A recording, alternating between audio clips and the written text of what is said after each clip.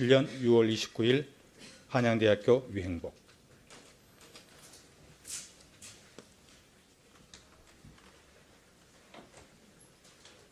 예, 앉아주시기 바랍니다. 증인들, 나머지 증인들께서.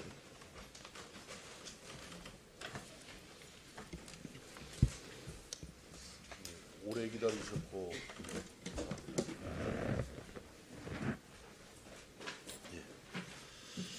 자, 증인 신문과 관련하여 한 가지 참고 말씀을 드리도록 하겠습니다. 증인은 인사청문회법 제15조 및 국회에서의 증언 감정 등에 관한 법률 제9조 제2항에 따라 중계방송 또는 사진 보도 등에 응하지 않는다는 의사를 표명하거나 특별한 이유로 회의의 비공개를 요구할 수 있고, 위원회는 의결을 통해 증인 참고인 요구 내용의 수용 여부를 결정할 수 있다는 점을 알려드립니다. 특별하게 중계방송이나 사진 보도에 응하지 않겠다라는 혹시 의사를 가지고 계시면 지금 말씀해 주시기 바랍니다. 그럼 위원회에서 논의해서 결정토록 그렇게 하겠습니다. 그러지 않고 특별한 의견이 없으시면은 그냥 통상적인 회의로 TV나 사진 촬영 보도를 갖는 것으로 동의하신 것으로 그렇게 간주하겠습니다. 그러면은 지금 현재 증인 신문과 보충 질의를 함께 묶어서 진행하도록 하겠습니다만은 이제 이것은 여야 사당 간사님들 간의 협의회에서 결정된 것인데, 문제는 지금 우리가 보충 질의를 한 5분씩 진행을 해도 거의 2시간 한 30분 정도가 소요되는 과정인데, 아마 네 분 증인들께서는 지금 오셔가지고도 상당히 제가 짐작컨대 확인은 안 했습니다만은 오랫동안 기다리셨고, 또 앞으로 2시간 30분 보충 질의가 끝날 때까지 이 자리에 계시다 보면은 이게 너무 무리한 아마 부담을 드리게 되는 것 같아서, 또 문제는 지금 우리들 또 1시간 정도 진행한 다음에는 또 저녁 회의를 위해서 아마 저녁 식사도 하고 좀 정회를 좀 해야 되는 상황인 것 같습니다. 그래서 지금 현재 우리 교문위에서 원래 의결해서 요청했던 증인들 중에서는 연락이 두절돼 가지고 연락이 연결될 수 없어 가지고 안 나오신 분들 또한 2분 계시고, 또 불출석 사유서를 내신 분들도 계시고, 오늘 나오신 분들은 아까 감사하게도 4분이 나오셨는데, 한상희 교수님은 조승래 의원님이 신청을 하신 것으로 이렇게 되어 있습니다. 제가 파악을 해보니까. 그 다음에 유행복 교수님은 유은혜 의원님께서 간사님께서 신청하신 것으로 이렇게 파악이 되어 있고, 또 장지영 서울대 교수님은 송기석 국민의당 간사께서 신청하신 걸로 되어 있고, 한택수 한국사회문제연구원 원장님은 바른정당의 김세연 간사님께서 신청하신 것으로 이렇게 현택수 원장님은 이렇게 되어 있습니다. 그래서 물론 보충 질의 순서는 앞에서 주질의와 같이 진행을 하겠습니다만은 여기에 예외를 두어서 그 4분 증인을 신청하신 의원님들께 먼저 5분씩, 근데 이제 5분씩은 지금 너무 짧죠. 그래서 증인 신청을 하신 분들께는 7분, 증인 신청을 하지 않으신 분들은 이따 4분의 질의 답변이 끝나고 난 다음에 이제 5분씩 드리겠습니다만은, 제가 이렇게 다시 교통 정리를 했는데 제 정리에 동의하시죠, 위원님들, 간사님들? 예, 자, 그러시면은 첫 질의로 조승래 위원님 7분을 드리겠습니다. 자, 어떤 증인 신문 포함해서 보충 질의해 주시기 바랍니다. 예, 대전 유성갑 출신 조승래입니다. 앞서도 얘기가 있었지만 그 김상곤 후보자에 대한 후보자의 논문에 대한 그 표절 시비가 불거지게 된 것은 2009년도 교육감 보궐선거에 출마했을 때나, 그리고 그 이듬해 2010년 또 교육감 재선에 도전했을 때 불거졌던 것이 아닙니다. 2010년도는 그 상대 후보자에 대한 표절 시비가 정말 엄청나게 그 논란이 있었음에도 불구하고 그 김상곤 당시 그 교육감에게는 그런 의혹조차도 제기된 바가 없었습니다. 근데 이게 그 의혹이 제기된 것은 2014년 경기도지사 선거에 후보의 뜻을 두고 이제 경선에 참여하는 과정에서 제기가 됐고, 이 문제 제기는 미디어워치라는 곳에서 진실성 연구센터인가요? 예, 진실성 센터, 연구 진실성 검증센터. 라는 기관에서 2014년도에 표절이다 이렇게 얘기하면서 이제 불거진 것이고요. 그때 나왔던 그 주장과 논리, 그다음에 객관적인 수치들, 그쪽이 주장하는 수치들, 이 지금까지 돌아다니는 겁니다. 뭐 80군데가 어떻다, 뭐가 어떻다, 뭐가 어떻다 하는 내용들이 다 그때 만들어진 내용들이 돌아다니고 있는 것으로 저는 보고 있습니다. 그래서 그 한상희 증인께 여쭙겠습니다. 혹시 그 제가 좀 전에 말씀드린 그 미디어워치 연구 진실성 검증 센터라는 곳이 이 연구 논문에 대한 검증 기관으로서 그 신뢰성과 공신력을 갖고 있는 기관인지 혹시 잘 알고 계신지 여기에 대해서 좀 말씀해 주시겠습니까? 네, 사실 오늘 청문회를 지켜보면서 저는 그 부분에 대해서 학술 연구에 몸담고 있는 사람으로서 상당한 유감을 지금 느끼고 있는데요. 사실 지금 이야기되고 있는 연구진실성 검증센터는 어느 학술 단체로부터도 그 검증의 방법론이라든지 또는 검증의 절차라든지 또는 검증 과정에 있어서의 어떤 학술적인 진정성의 그 확보 이런 부분에 대해서 판단받은 바도 없고 신뢰를 얻고 있는 바도 없습니다. 단순히 사적인 개인의 어떠한 그 조직에 불과한 것이고 또 경우에 따라서는 그 개인의 어떤 개인적인 정치적인 이해관계나 입장에 따라서 그 자의적으로 그 연구 대상을 선정하고 그에 따라서 판정을 해서 공표를 하는 뭐 그런 기관이 되다 보니까 과연 한 개인의 자의적인 선택에 불과한 그리고 자의적인 그 검증 방법과 그 누구도 신뢰할 수 없는 그런 절차에 의해서 만들어지는 그런 검증의 결과에 대해서 이 그 대한민국의 헌법기관인 국회에서 그토록 많은 신뢰를 부여할 필요가 있을 것인지 그렇죠. 오늘도 뭐 그 학위 논문에 몇 군데라는 통계까지 나오면서 그 의혹을 제기하고 있습니다만은 과연 그것이 그 어떤 학술 단체로부터 또는 그 어떤 학자로부터 검증받은 결과인지 의심스럽다 하지 않을 수가 없습니다. 예, 그 연구 진실성 검증센터라는 곳은 그 논문에 대해서 그 표절 여부에 대해서 논문의 그 적절성에 대해서 판단할 만한 공신력이나 신뢰를 갖고 있지 못한 기관이다라는 말씀이고, 네. 자 그렇다면 우리가 보통 이 논문이 제대로 쓰여진 논문인지에 대해서 질적인 평가를 할 수 있는 그 객관적인 기관이 있습니까? 사실 그 표절에 관해서 세계적으로 많은 논의들을 하고 있는데요. 거의 대부분의 표절에 관한 판정의 절차들은 그러니까 당의 대학이라든지 또는 학술 단체라든지 적어도 학술의 영역에 몸담고 있는 사람들이 학술에 관한 사회적인 신뢰를 얻는 제도적인 틀 속에서 그 표절 여부에 대한 검증을 하고 그 결과를 발표를 합니다. 그리고 그렇게 발표된 결과는 사회적인 논란이 대상이 되는 것이 아니라 학술 영역 속에서 일종의 하나의 그 지급윤리와 비슷한 학술 윤리의 측면에서 판단되고 평가되는 것입니다. 그런데 이번 그 검증센터 같은 경우에는 그것을 그러니까 학술의 영역에 머물러 있어야 되는 그런 부분을 사회적인 어떤 그 정치적인 이슈화하고 그걸 바탕으로 해서 정쟁의 도구로 삼는 것이 참 아쉬운 점입니다.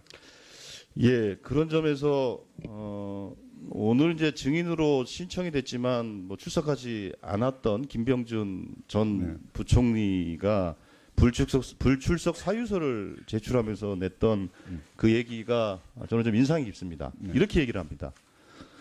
표절 문제가 좀 더 무겁고 신중하게 다뤄졌으면 합니다. 너무 쉽게 의혹이 제기되고 너무 쉽게 정치적 공방이 이루어집니다. 이래서는 안 됩니다.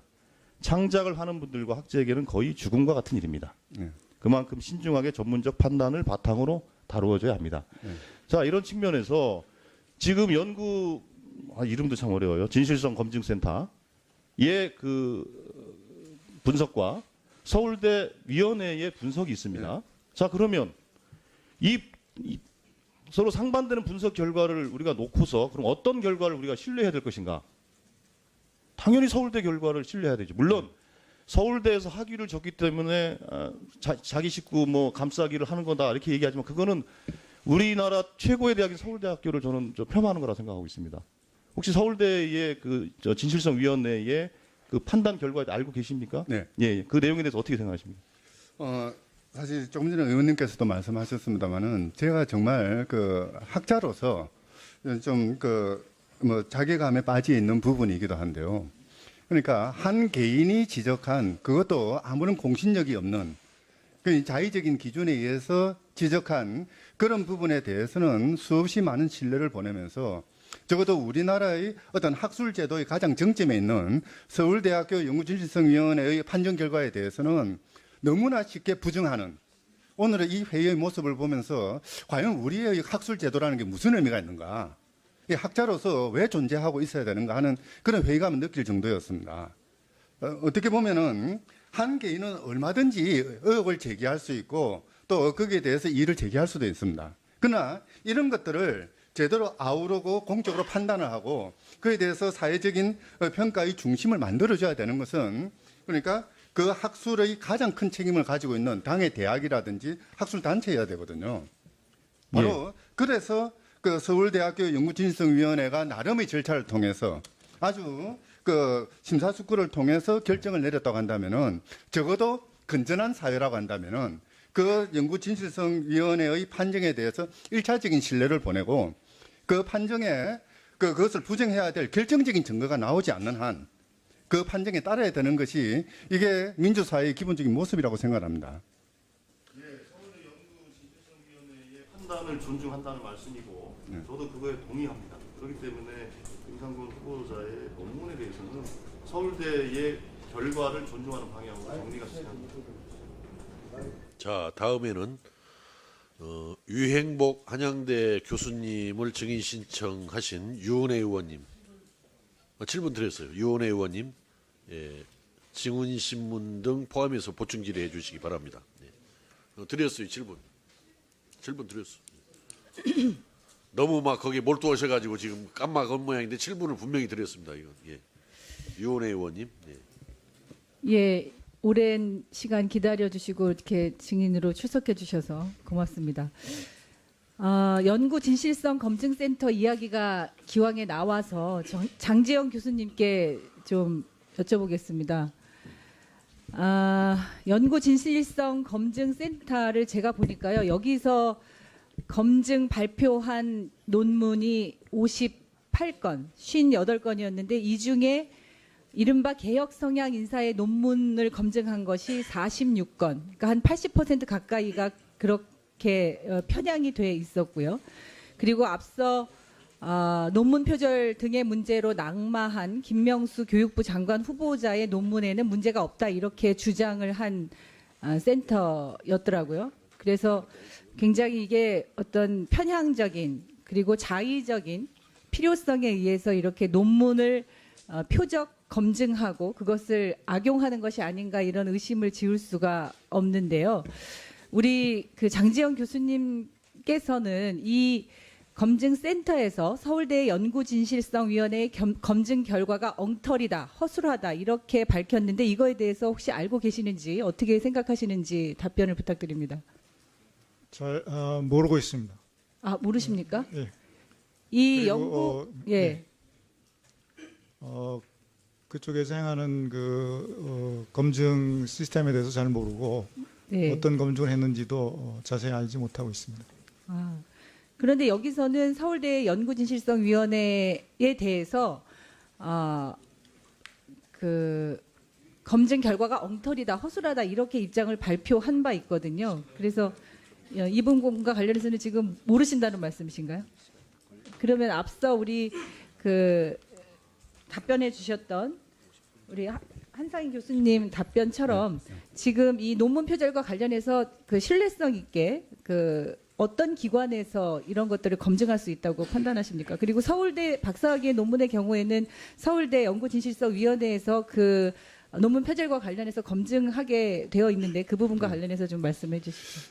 사실 학술적 연구 결과에 대한 진실성 여부의 판정은 아주 고도의 학술적인 판단이 필요한 부분입니다. 그것이 단순히 표현 방법이 일치하느냐 안 하느냐, 그렇지 않으면 따옴표를 붙였느냐 안 붙였느냐 이 문제가 아니라 그 논문의 전체적인 맥락 속에서 독창성이 어느 정도 부여되었는가, 또는 어떻게 보면은 거짓말을 얼마나 했는가, 이런 것들을 학적인 관점에서 판단이 돼야 되는데, 이 연구진실성 검증센터에서 하는 방법은 제가 알기로는 단순히 표현의 일치 여부만 판단하고 그 외 나머지 학술적인 부분에서의 독창성의 문제라든지 전체의 맥락 속에서의 의미의 문제라든지, 또는 이제 표절과 관련해서 항상 이야기하는 어떤 일반적인 개념의 문제나 역사적인 사실의 문제, 이런 것들을 검증할 수 있는 그 어떤 기준도 제시하지 않았고, 더더욱 기준도 없다 보니까 그 기준에 대한 각 학문 영역의 검증조차도 받지 않았습니다.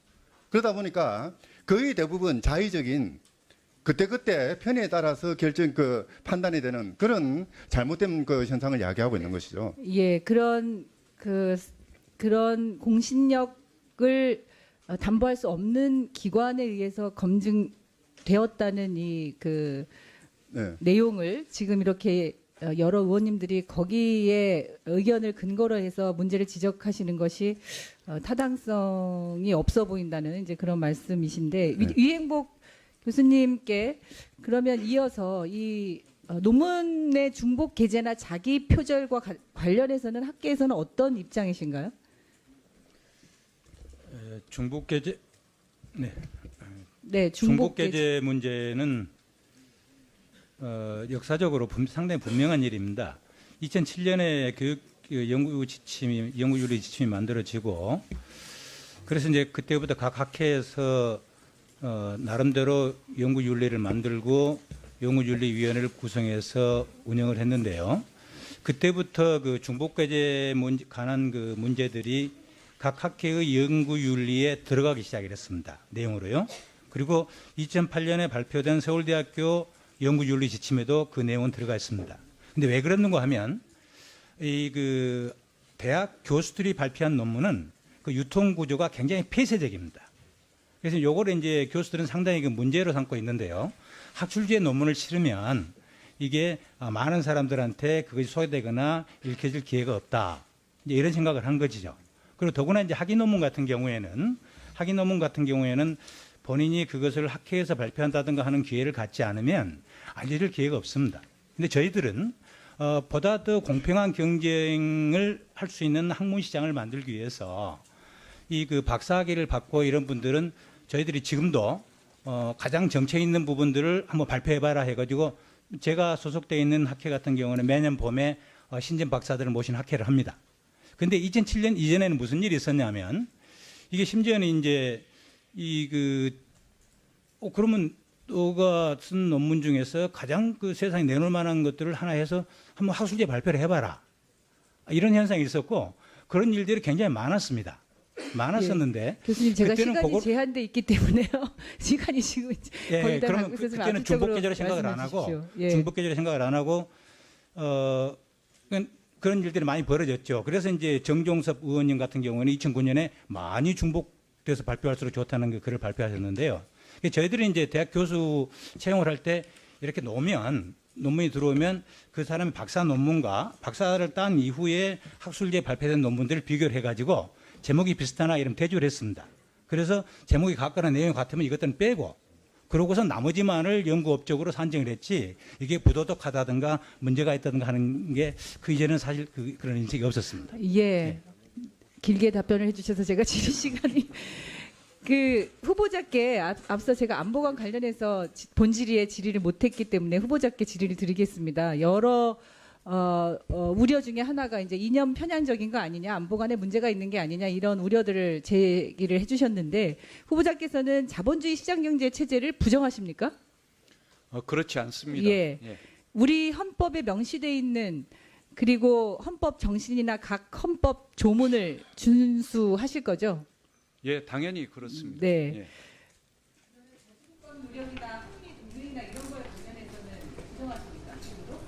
아까도 말씀드렸듯이 장기적인 지향이 이제 자주국방이라는 것은 정부도 그동안에 엄명을 해왔고, 그리고 이 한미동맹은 기본적인 우리의 동맹이기 때문에 이제 존중되어야 한다고 봅니다.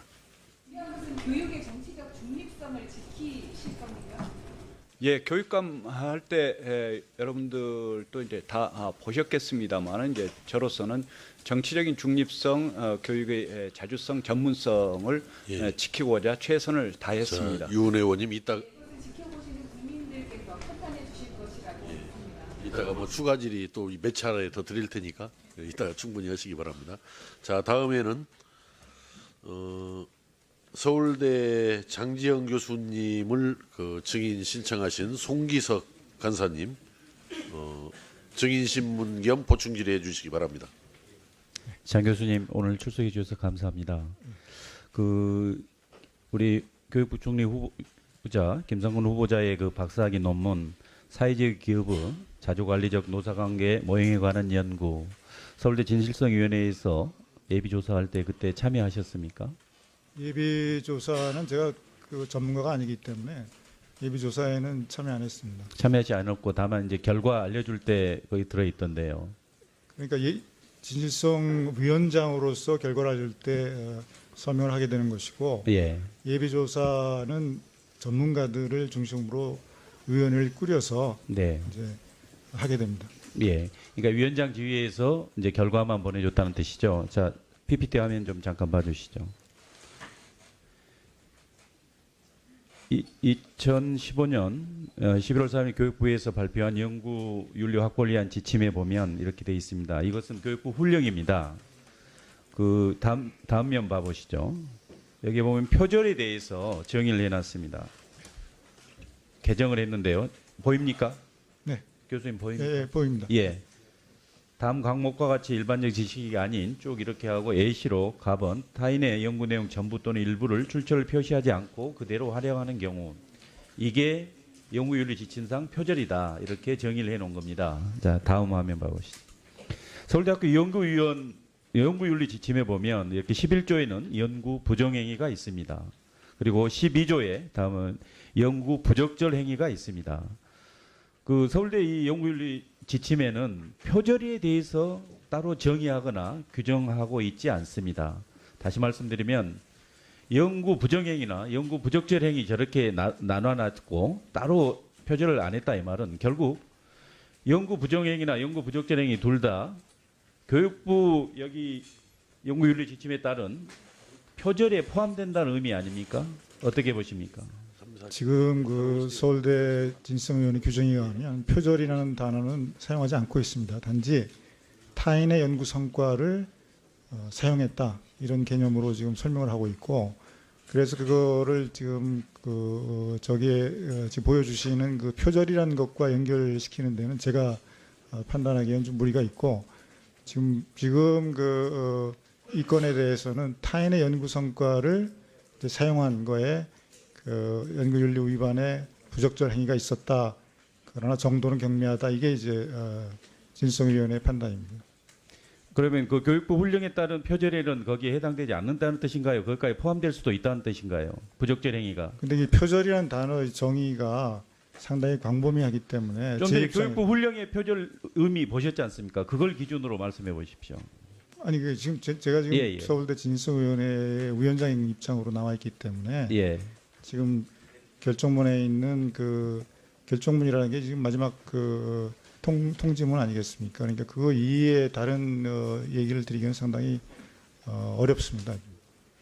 그러나 타인의 연구 성과를 그 연구윤리 지침에 보면은 타인의 연구 성과를 어떻게 사용했느냐 그런 거에 자세한 그런 그 구분이 되어 있습니다.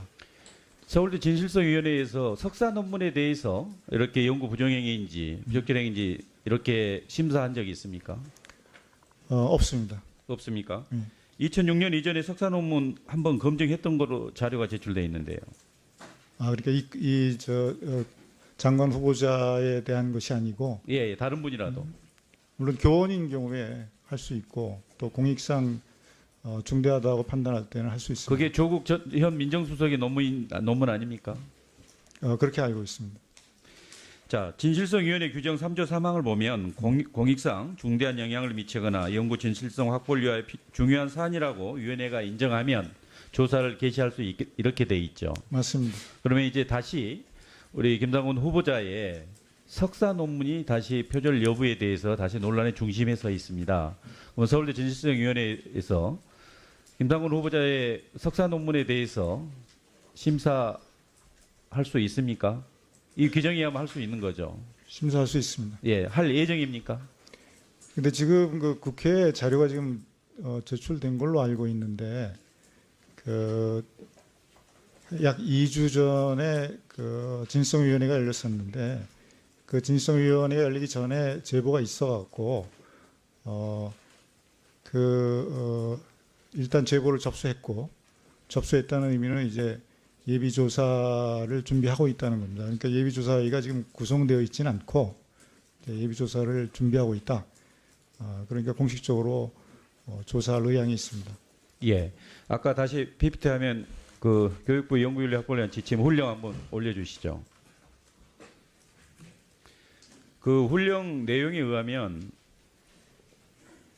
이건 교육부 훈령이기 때문에 일정 부분 물론 교육 학술에 관한 자치권이 인정되긴 하지만 자율성도 보장되지만 사실 교육부 산하에 대학 포함해서 기관들이 다 일종의 준수해야 되는 그런 규정입니다.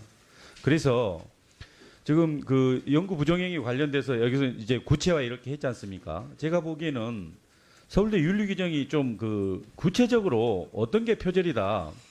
그러면 연구 부정행위만 표절이냐? 그건 아니지 않습니까? 우리가 일반적으로 표절을 의미할 때. 근데 저희는 표절이라는 용어를 안 쓰기 그러니까 때문에 용어 자체를 안 쓰고 계시잖아요. 안 쓰고 있기 때문에 그거에 대해서 제가 이 결정문 위에 다른 의미로 해석을 드리는 것은 이게 적당하지 않다고 생각합니다. 그래서 제가 이제 교수님께 여쭤보는 겁니다. 비록 서울대 그 연구진실성위원회에서는 또 윤리 규정에서는 표절이라는 용어를 사용하지 않지만 우리 사회 일반적으로 표절이냐 중복개념이냐 이렇게 계속 물론 중복개념이 있지만 논란이 되고 있지 않습니까? 그리고 교육부 훈령으로도 나와 있으니까 서울대 그 연구윤리 규정에도 그 전까지 포함을 해서 연구 부정행위와 연구 부적절 행위가 다 합쳐서 표절로 이렇게 포괄할 수 있는 것인지, 그러니까 그런 규정들을 좀 더 보완했으면 하는 그런 아쉬움이 있는데요. 어떻게 생각하십니까? 저는 오히려 그 표절이라는 용어를 쓰는 것보다 저희가 갖고 있는 규정에서 구분하는 것이 타인의 연구 성과를 사용했을 때 어떤 경우에 부정행위가 되고 어떤 경우에 부적절 행위가 되는지 그게 더 좋은 그런 그 방법이라고 생각합니다. 자, 송기석 의원님 수고하셨습니다. 다음은 우리 현택수 원장님을 증인 신청한 우리 김세연 의원님 질의 차례입니다만은 지금 김세연 의원님이 외부 방송과의 인터뷰 때문에 40분 이후에 입실을 예정으로 되어 있습니다. 그래서 잠시 김세연 의원님은 들어오시는 대로 발언 기회를 드리기로 하고 아까 그 주질의 순서에 의해서 진행을 하겠습니다. 참고로 가급적이면은 지금 현재 증인으로 나오신 네 분은 7시까지만 여기 계시도록 하는 것이 저는 좋겠다라는 생각입니다. 그래서 여러 위원님들께서 그거 참고해 주시고 그 질의에 임해 주시기 바랍니다. 자, 그러면은 순서에 의해서 이현재 위원님 보충 질의해 주시기 바랍니다. 5분입니다.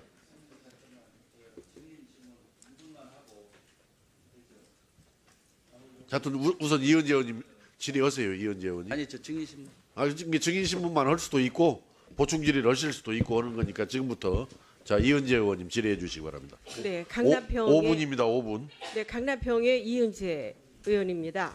우선 아까 제가 교수생활 27년간의 후보자 연구 실적이 저희가 이제 맨 처음에 요구를 했더니 5편밖에 없다. 그리고 교육부 관계자가 막 울면서 5편밖에 안 보내오고 어저께 밤 11시 55분에 13편 가져왔습니다. 확인해 보셨습니까?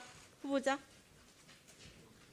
몇 편 쓰셨는지 확인해 보셨습니까? 아까 이제 30편 정도를 확인했고요. 제가 생각할 때는 한 40여 편 썼다라고 이제 그렇게 말씀드렸었습니다. 49편의 논문 리스트를 제가 드렸는데 그거 아까 확인해 보시라고 드렸잖아요. 근데 그러면 나머지 9편은 후보자가 쓴 거 아닙니까?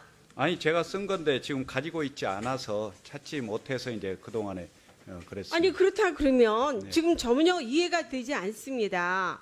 본인이 쓴 논문이 몇 편인지 확인도 안 되면서 어떻게 교육부총리를 하시겠다는 건지 우선 첫 번째 이해가 되지 않고요.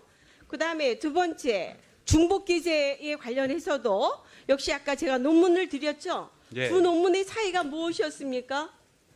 아까도 조금은 설명을 드렸습니다만 이제 그것은 한신대 사회과학 연구소에서 아니 제가 여쭤보는 거는 그러면 중복기재입니까 아닙니까?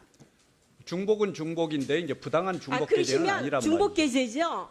중복 계제인 건 맞죠? 중복은 중복인데 그러면 부당한 됐습니다. 중복 계제가 아니란 중복 말이에요. 계제로 제가 이해하겠습니다.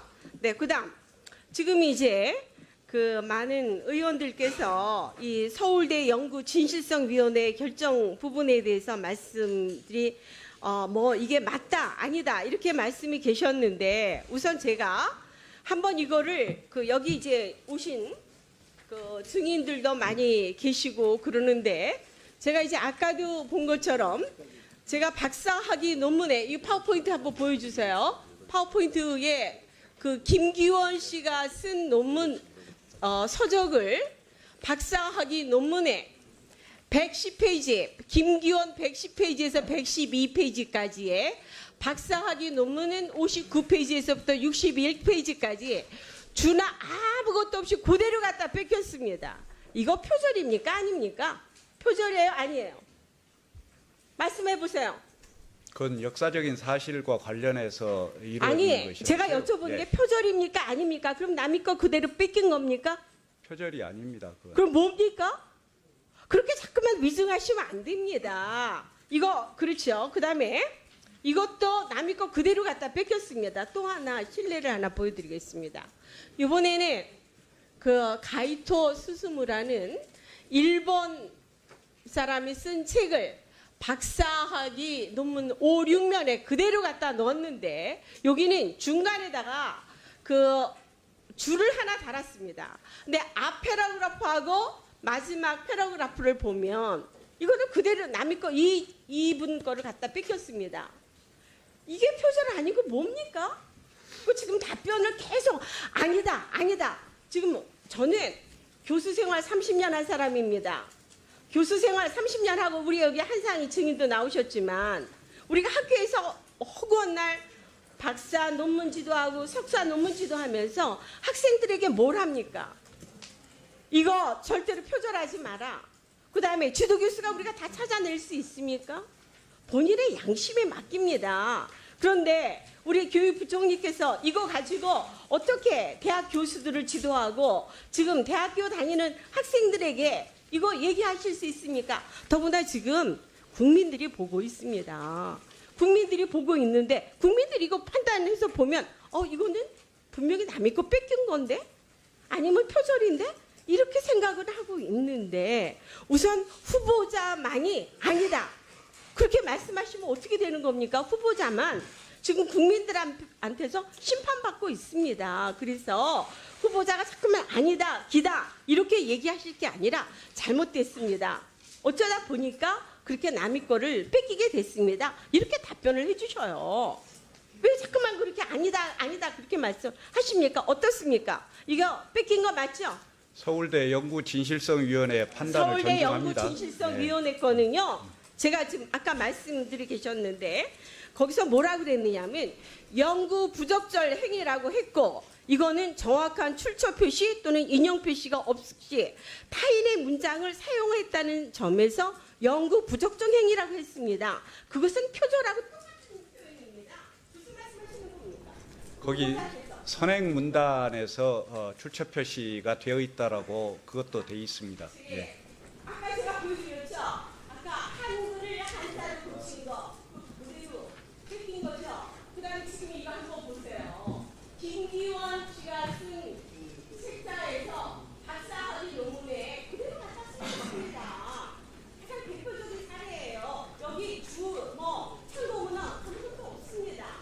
자, 이현재 위원님, 이따 추가 질의 또 기회를 많이 드릴 테니까 더군다나 증인으로 나오신 분들과 관련이 안 되니까 조금 협조해 주시기 바랍니다. 자, 다음에는 신동근 위원님 보충 질의 겸 증인 신문해 주시기 바랍니다. 5분입니다. 예, 장지영 증인께 여쭤보겠습니다.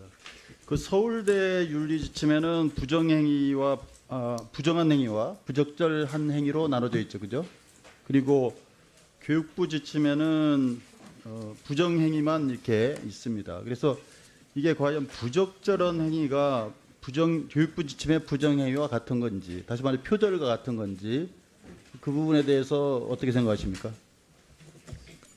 근데 좀 아까도 질문을 받았는데 이 표절이라는 용어는 지금 저희가 안 쓰고 있습니다. 안 쓰고 있고, 그 다음에 그게 같으냐 안 같으냐는 제가 그 교육부 윤리 지침은 사실 잘 모르고 있습니다. 근데 제가 그리고, 이제 제가 확인한, 여러분들이 계속 이걸 헷갈리는 것 같아요. 근데 지금 있는 자료만 놓고 보더라도 이건 다르다는 것입니다. 뭐냐면 그 교육부 지침의 제3장 연구 부정 행위를 보면 12조의 3을 보면 어떻게 표현이 됐냐면요. 표절은 타인의 독창적 아이디어 또는 창작물을 적절한 출처 표시 없이 활용함으로써, 이것뿐만이 아니고 뒤에 어떻게 표시가 됐냐면 제3자에게 자신의 창작물인 것처럼 인식하게 하는 이 표현이 있습니다. 그러니까 무조건 인용만 한다고 되는 게 아니고 자기 걸로 만들려는 그런 의도성이 있는 겁니다.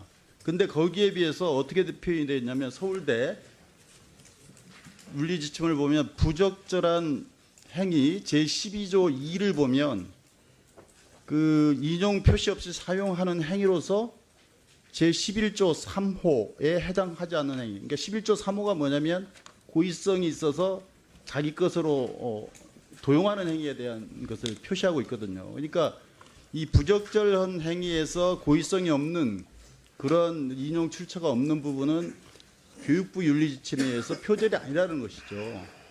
그건 뭐 명확하게 이게 두 개로 돼 있습니다. 그래서 이걸 자꾸 이은재 의원님도 그렇고 아까 송기석 의원님도 자꾸 이 혼돈해서 사용하는 그런 경향이 있지 않나 그렇게 보고요. 한상희 증인 어떻게 생각하십니까? 네, 사실 교육부 지침에 의하면 표절이 되려면은 적어도 6개 내지 7개의 요건을 충족해야 됩니다. 보시면은요, 이제 3호인데요. 우선 일반적인 지식이 아니어야 됩니다. 그 다음에 타인의 독창적인 아이디어나 표현이어야 됩니다. 그것을 출처 없이 표현을 해야 되고요. 타인에게 자신의 참작물인 것처럼 보여야 됩니다. 그리고 그 이제 부칙조항에 의해서 이전에 그 지침 이전에 있었던 것은 그 당시 관행에 위반되어야 됩니다. 더 나아가서 이런 모든 행위들이 고의나 과실에 의해서 이루어져야 됩니다. 이런 요건들이 다 충족될 때 그때서야 비로소 표절이라는 이름을 붙일 수 있습니다. 근데 지금 현재 그 이야기되고 있는 그 위원회에서 논의되고 있는 그 부분은 이 6개 내지 7개의 요건에 대한 판단이 전혀 지금 제대로 이루어져 있지 않습니다. 유일하게 판단한 것은 서울대 연구진흥위원회 결정문입니다. 질의할 게 또 있어서요. 그리고 그 중복계제 문제에 대해서 아까 이은재 의원님이 말씀하셨는데 이게 지금 저희가 학술단체 총연합회 지침 해설서에 보면 이 중복계제가 두 저작물이 학술지에 한해서만 이렇게 하게 돼 있거든요. 그러니까 하나를 학술지하고 하나를 기관지하는 경우에는 중복계제로 하지 않는다 이렇게 보고 있어요. 근데 김상원 교수님은 하나는 기관지에다가 발표를 했고 하나는 학술지에 발표를 했는데 이런 경우에 중복계제입니까? 중복계제가 되려면 부당한 중복계제가 그러니까 되려면 그리고 또 하나는 뭐냐면 부당한 중복계제와 부당한 중복계제를 윤리지침에서는 구분하고 있어요. 예. 근데 무분별하게 그냥 중복계제 했다는 것만으로 윤리지침을 어긴 부당한 중복계제로 파악하고 있거든요. 거기에 대해서 한상희 교수님 증인. 네, 사실 중복계제 자체를 지침이 금지하고 있는 건 아닙니다. 그 중복계제를 그 계제를 이용해서 연구비를 그 이중으로 받았거나 그렇지 않으면은 연구 실적을 그 과잉하게 받았던 그런 식으로 잘못된 결과가 야기됐을 때 그때서 비로소 이 중복계제라고 그럽니다. 그래서 교육부 지침에도 단순히 중복계제라고 하지 않고 부당한이라는 형용사를 붙여서 설명하고 있습니다. 그러니까 그 부당함이라 하면 그것으로 그렇죠. 인해서 예를 들어서 학술 지원비를 비용을 받았거나 그렇죠. 또는 연구 업적을 이용해서 승진을 했거나 그렇죠. 이런 경우에 하나는 네. 거죠, 이게. 네, 맞습니다. 맞죠? 네. 예. 그리고 계속 본인은 아까도 저 후보자께서 예. 이 중복계제와 또 그 논문의 표절 문제에 대해서 입장을 계속 본인은 명백하게 잘못이 없다 이렇게 얘기를 했잖아요. 근데 이제 부적절한 부분에 대해서는 아까 송구하다고 표현을 했죠. 예. 알겠습니다. 자, 수고하셨습니다. 여러 위원님들이 아마 궁금해 하실 것 같아서 이후에 일정에 대해서 말씀을 드리겠습니다. 오늘 7시까지 회의를 진행하다가 7시부터 8시 30분까지 식사라든지 자료 준비를 위해서 정회를 할 계획입니다. 또 지금 증인으로 나와신 네 분의 경우에는 저 네 분들께서 동의를 하시면은 8시 반 이후에 여기에 앉아 계셔도 상관이 없겠습니다만은 만약에 그때까지는 계시기가 어렵다 여러 가지 사정으로 오면은 7시 우리 정회를 할 때 떠나실 수 있는 것으로 그렇게 하려고 합니다. 그렇기 때문에 그런 점 참고로 아시고 사실상 네 분의 의사를 제가 확인을 안 했습니다만은 7시 이후에는 떠나신다라는 걸 전제로 여러 위원님들 질의할 때 참고해 주시기 바랍니다. 자, 다음은 저 위원장님, 저 예. 증인인데요. 예. 저에게도 발언 기회를 좀 아, 주셨으면 그 합니다. 바로 김세현 의원님이 40분 이후에 들어오십니다. 7시까지인데 아니 그러니까 40분 이후에 공평하지 들어오십니다. 못한 것 같습니다. 이 현택수 원장님에 대해서는 기회를 드립니다. 아니요 시간이 지금 아니 그러니까 자료해도 이따가 저 보충 이따가 점심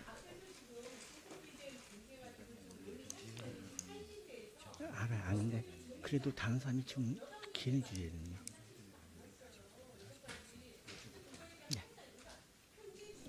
빨리 하세요 발언을. 예, 빨리 하세요. 계속 그 설명하느라고 시간이 나가니까 네. 짧게 한 30초 내에 네. 하십시오. 빨리. 금방 예, 30초 내에. 끝내겠습니다. 예. 네, 지금 이제 중복 게재를 한 것은 사실인데 이것이 연구비를 하나는 학진에서 받은 게 확실합니다. 그다음에 또 하나는 저희가 한신대에서 연구비를 받은 것 같아서 이 자료를 요구를 했는데 계속 저희한테 주지 않고 있습니다. 그래서 한신대에서 이 자료를 교육부가 빨리 받아가지고 여기 실장님 누가 지금 단장이십니까? 아까도 말씀드린 것처럼 한신대가 교육부 위에 있습니까? 자료 지금 빨리 한신대에서 받아주시기 바랍니다. 아까 한신대학교 지금 자료가 안 오고 있어요 아직까지.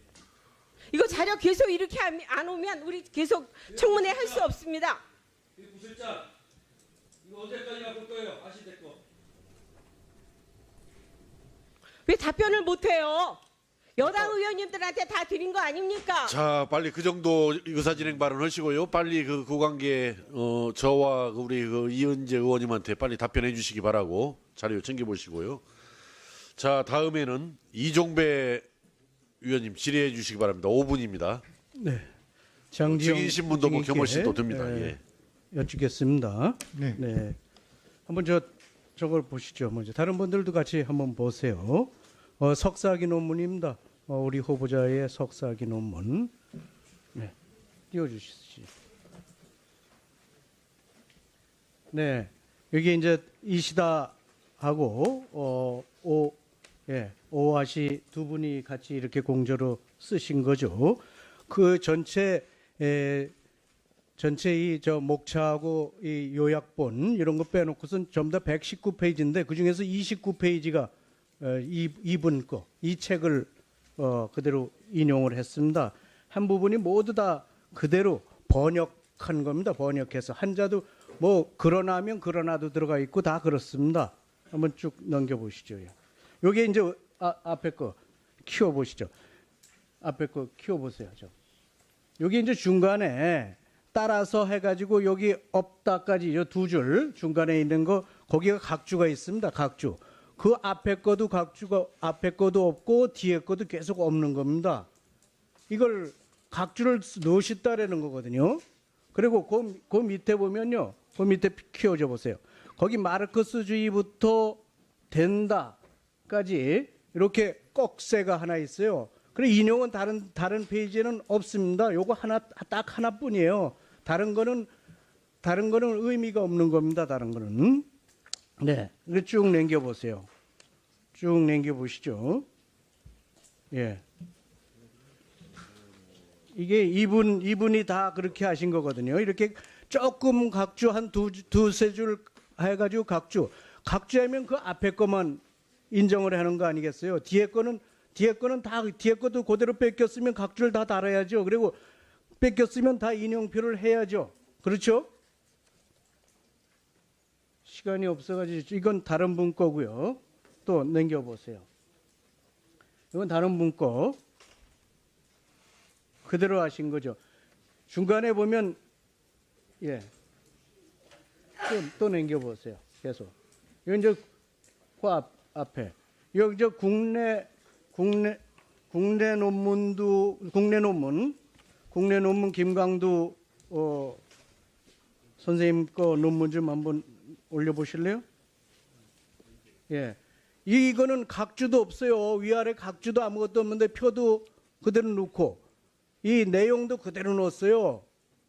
이 순서만 바꿨어요. 표를 밑에 있던 걸 위로 바꾼 것밖에 없어요. 다 똑같아요. 그다음 이 뒤에 페이지도 마찬가지고요. 자, 이 뒤에 쭉 보세요. 뒤에 이렇게 각주라고 한다면 쭉 이거 한번 보시면서 우리 장 후보님 서울대 진실성위원회 위원장이시죠? 네, 맞습니다. 네. 이게 문장을 계산해 보니까요. 전체 747개 문장 패러그래프가 747개인데 그중에 220개가 그대로 번역해서 갖다 끼운 거예요, 다. 어느 부분은 한 부분 통째로 장 밑에 이제 절이겠죠. 절 하나를 다 이거 갖다 뺏겨 놓은 거 있고 또 앞부분 한 사람 거 뺏겼으면 다음 또 중간쯤에서는 또 다른 사람 거 한 10페이지 뭐 이렇게 뺏긴다든지 이런 식으로 전체 한 30% 가까이 29.5%가 패러그래프 그대로 한 사람 거 했고요. 또 도표도 35%, 도표도 35%를 그대로 옮겨놨어요. 출처 표시도 아무것도 없고 인용 표시도 없고 이런 게 표절이고 이런 게 부적정 행위 아니겠어요? 어떻게 생각하세요? 의원님 조금 전에 말씀드렸듯이 제보가 접수되었고 아니 글쎄 그건 절차상의 문제죠. 아니, 절차상의 문제가 아니고 전문가로 이제 예비조사위원회가 구성되면 전문가들이 아니 학자적 양심으로 봐서 이거 볼 때 어떻겠어요? 위원장으로서 말고 학자로서 볼 때 이거 표절입니까 아닙니까? 제가 그걸 지금 답변 드릴 수 있는 자, 상황은 그러면 아니죠. 박사학위 논문 한 거 보세요. 박사학위 논문 표절 부적정 행위 아니라 그랬죠. 거기에 연속된 게 없어가지고 부적정 행위 아니라 그랬죠. 완전하게 연속된 패러그래프가 없어가지고 제가 찾아낸 게 이게 4개나 다섯 가지나 찾아냈어요. 연속된 거. 지금 이 진실성위원회를 운영하는 방법이 이제 조사위원회가 구성되면 그게 예비조사위원회든 본조사위원회든 그 전문가들이 결정을 하고 그래서 보고서를 받고 그 보고서를 진실성위원회 전체에서 심의하고 토의하고 필요하면 진실성위원회에서 대면 조사를 포함해서 조사를 더 진행하고 그러면서 이제 판정 결정 내용에 오늘 여당 의원님들이 수없이 읽으신 거예요. 예. 2개 이상 연속으로 뭐 이런 문장 이게 없다. 이게 있잖아요. 왜 이런 걸 밝혀내지 못했느냐 이런 말씀입니다. 이종배 의원님 그 다음에 이따 추가 질의 이어주시고요. 아마 서울대 진실성위원회에서는 석사 논문에 대해서는 전혀 검토한 바가 없죠 지금. 금방 말씀하신 박사학위 논문인가요? 지금 그 예비조사 결과에 대해서 지금 말씀을 하시는 건데 거기에 대해서는 제가 뭐 더 이상 그 말씀드릴 게 없습니다. 예. 그러시고 말씀 나온 김에 아까 서울대 진실성위원회에서는 표절이란 말을 쓰지 않는다. 아까 그렇게 말씀하셨는데. 맞습니다. 이게 표절을 쓰지 않는 대신 부정행위냐 부적절행위냐 이렇게 구분한다는 이야기 아니에요?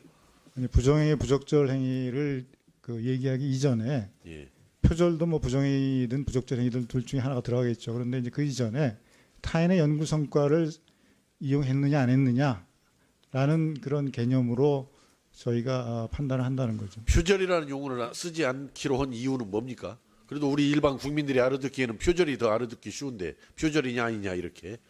그거는 뭐 제가 그 정확하게 그렇게 한 이유에 대해서 말씀드릴 수는 없고 지금 저희 규정에 지금 그렇게 정해져 있기 때문에 저희가 판단할 때에는 그 표절이라는 용어를 안 쓴다는 겁니다. 예, 자 알겠습니다. 다른 또 위원님들께서 뭐 질의해 주시고요. 다음에는 이제 김세연 위원님으로 다시 돌아갑니다. 오늘 좀 회의가 복잡합니다. 이거 진행이 머리가 안 좋은 위원장 같으면 이거 아주 복잡하겠습니다.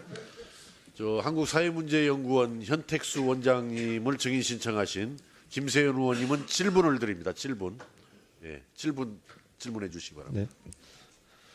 네, 현택수 원장님은 학자로서 연구 활동을 몇 년이나 하셨죠? 대학 졸업하고 유학 가서 뭐 계속 예, 그러니까 한 뭐 답변을 좀 짧게 30년, 부탁드립니다. 예. 30년. 논문을 몇 편이나 쓰셨죠? 논문은 뭐 정확히 기억이 안 나지만 뭐 50편 이상 정도 되지 않을까. 예. 그 이번 인사청문회 준비 과정에서 네. 많은 학자들이 말씀하시기를 연구 실적 없이 교수직을 26년 가까이 유지한다는 게 문제가 있는 것 같다 이렇게 말씀을 하셨고요. 또 대부분의 대학에서 매년 호봉 승급 시에 교수 연구 실적 평가 관련한 규정에 따라서 교수의 논문 실적을 반영하고 있다고 알고 있습니다. 그렇죠? 네. 예. 그런데 이 후보자의 논문 현황을 보니까 이 해당 대학 임용 전인 석사 학위 논문 등 학위 논문 2편 포함한 총 5편의 목록을 처음에 제출했습니다. 뒤에는 13편을 또 제출하고 했지만 뭐 학술 논문이라고 보기 어려운 논문들이 많이 포함이 되어 있었고요. 5편 중에서 이 2편은 박사 학위 논문에 있는 부분들 많은 부분은 그대로 발췌해서 옮긴 발췌 형식의 발표 기고였고요. 실질적으로 석사 학위, 박사 학위 논문 빼면은 한 편에 제대로 된 학술 논문이 있는 것인데 26년 재직 동안 이렇게 연구 실적이 없는 것이 흔한 일이라고 보십니까? 흔하다고 볼 수는 없습니다. 근데 그것은 뭐 각 대학마다 기준이 있고 또 그 대학에서 업적 평가를 하면서 뭐 승급이나 승진을 하는 각자 고유였던 그 체계가 있을 것 같습니다. 그러니까 뭐 많이 썼다고 또 뭐 잘한 것도 아니고 또 적게 썼다고 잘한 것도 아니고 저는 거기에 대한 그 지적 평가는 좀 유보하고 싶습니다. 예. 그런데 이제 한신대에서 이렇게 특별히 논문을 뭐 저희한테 제출하는 것을 또 후보자가 제출한 것을 이렇게 축소하거나 뭐 숨기려고 한 게 아니면은 이런 연구 실적을 가지고 지속적으로 이 전임 강사에서 조교수, 부교수, 정교수로 승진 또 테뉴어까지 이 취득하는 받는 것이 과연 가능한가 이런 좀 의구심이 듭니다.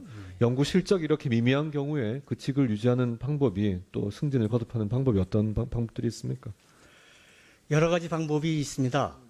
사실 오늘 그 의원님들 뭐 주로 이제 정치적인 그 입장에서 많이 이제 공세도 하시고 또 대답도 하시고 하시는데 사실 이런 문제는 대학에서 학교에서 다뤄야 할 문제고 대학이 제대로만 평가하고 논문을 지도하고 심사하고 평가했다라면은 여기까지 올 이유가 없는 것이죠. 제가 말씀드리고자 하는 것은 바로 의원님 질문에 직접적인 대답이 될 것 같습니다. 대학 시스템의 문제입니다. 대학 교수들이 문제입니다. 대학 교수들이 논문을 잘못 지도하고 논문을 본인들이 표절 등 부정한 방법을 만들고 또 끼리끼리 봐주고 또 제보가 들어와도 또 팔은 안으로 굽는다고 또 봐주고 이러한 대학 시스템 지금 대학 적폐가 있기 때문에 지금 이 문제가 이 신성한 국회의사당까지 지금 오게 된 겁니다. 이렇게 실질적으로 연구 실적이 사실상 거의 전무하다고 해도 과언이 아닌 이런 분이 교육부의 수장을 맡는 것이 앞으로 우리 대학 사회에서의 연구나 학술 활동에 대한 어떤 영향을 미칠 것이라고 예상하십니까? 뭐 좀 자조적이나 좀 조롱조롱 얘기하자면은 뭐 대한민국 모든 것이 가능하지 않습니까? 어처구니 없는 일, 상식적으로도 이건 말도 안 되는 일도 되고 있고 저는 뭐 여기서 약간의 신상 발언도 되겠는데 요점을 말씀드리고 싶어요. 왜 이렇게 우리가 많은 국민 세금 내고 이 많은 분들이 밤늦게까지 고생할까? 단 한 가지. 지금 법만 제대로 만들고 알겠습니다. 운영하면 됩니다. 알겠습니다. 지금 대통령 임명 강행할 것 같으니까 못하게 하고 한쪽은 하게 하고 하려고 하는 거 아닙니까? 지금 그런 문제는 국민의 입장에서는 그런 문제가 아니에요. 감사합니다. 시간 때문에 좀 저 다른 증인께 좀 질문드리겠습니다. 장지영 교수님께 질문드리겠습니다. 석사학위 논문에 대해서 착수하셨죠? 조사를 착수하셨죠? 절차가 지금 예, 진행 중에 있다 절차 이렇게 진행- 공문 받았습니다만 맞습니다. 예, 위원회 구성됐습니까? 아직 안 됐습니다. 왜 안 되고 있죠? 의원의 구성이라는 것이 그 전문가 물론 이제 의원 진실성 의원 중에서 한 분이 이제 지정이 됐고 예. 그분이 위원장을 맡을지는 모르겠지만 하여튼 전문가를 찾아서 위원을 구성해야 되니까 예. 좀 시간이 걸립니다. 알겠습니다. 교육부 장관 후보자의 영향력은 다른 어떤 이 분의 이런 검증보다도 더 영향력이 큰 만큼 이 연구진실성위원회에서 제대로 이번에 좀 판정을 내려주셔야 된다고 생각하고요. 과거 황우석 박사의 연구윤리 위반 조사가 2005년 12월 15일부터 20일간 조사해서 신속하게 결론이 난 적이 있습니다. 워낙 사회적 파장이 컸기 때문에 이 부분은 신속하게 집중적으로 진행을 했던 적 있죠. 제가 그 당시에는 뭐 진성위원회 없었기 때문에 예. 정확하게 그런 적이 모르겠습니다. 있습니다. 예. 동시에 지금 교육부 장관이 이제 만약에 뭐 저희는 부적격이라고 봅니다만은 만에 하나 임명 강행이 되어서 임명이 된다면은 그렇다면은 모든 대한민국 정부 예산을 지원을 받는 이 연구 활동 결과로 나온 논문들에 대한 연구 진실성 문제를 안고 있는 이 건들에 대한 최종 처분권을 교육부 장관이 지게 됩니다. 이제 그리고 또 교육부 장관은 서울대에 대해서 직접적인 이 행정적, 재정적 영향력을 미치게 됩니다. 그렇기 때문에 서울대가 자칫 이 독립성이 훼손된 상태로 그렇게 이 심사에 임하지 않을까 많은 우려를 갖고 있는데 그렇게 될 가능성이 있다고 보십니까? 그런 우려는 안 하셔도 될 것 같습니다. 지금 진실성위원회 활동은 그 독립성이 충분히 보장되고 있기 때문에 조사하는 데는 전혀 문제가 없습니다. 예, 많은 국민들이 관심 가지고 보고 계시기 때문에 엄정하게 진행해 주시기를 바라고요. 또 한 가지 연구진실성위원회 박사학위 논문 이 결론 낸 것에 대해서 후보자가 주로 이 방어 논리로 표시하는데 2017년 2월 2일에 서울대 병원의 한 교수가 연구진실성위원회 논문 조작 판정으로 명예훼손 당했다고 학교를 상대로 낸 손해배상 청구 소송에서 한 것이 있습니다. 그래서 이런 면에서 법원의 판결을 볼 때는 또 절대적인 이 박사학위 논문에 대한 그 연구진실성위원회의 결론이 절대적인 것은 아닐 수 있다. 하지만 우리 사회에서 가장 권위 있는 그런 결론으로 모두가 주목하고 있는 만큼 엄정하게 이 과정을 신속하게 진행해 주시기를 요청을 드립니다. 그렇게 해주시겠습니까? 글쎄 그 지금 판결 말씀하신 거는 뭐 다른 의견이 있을 수 있는데 그거는 뭐 말씀드리지 않고 그렇게 하겠습니다. 예, 수고하셨습니다. 예, 오영훈 의원님까지 질의하고 정회했다가 네.